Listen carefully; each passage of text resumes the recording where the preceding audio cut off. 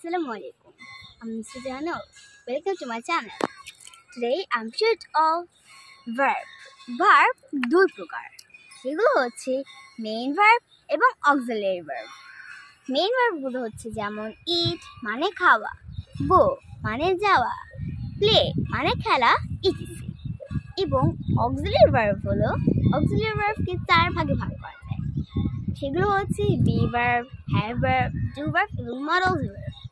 be verb হলো am, is, are, was, were, be, being, been। Then have verb হলো have, has, had। do verb হলো do, does, did এবং modal verb হলো shall, should, will, would, may, might, can, could। এছাড়াও ইংরেজি ব্যাকরণে auxiliary verb 12টি।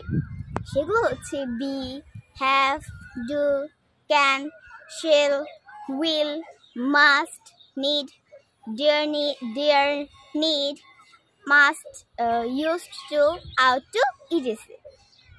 Then আমি এখন auxiliary verb এবং main verb মিলিয়ে কয়েকটা সেন্টেন্স বলবো। যেমন আমি হই একজন ছাত্রী, আই এম আ স্টুডেন্ট।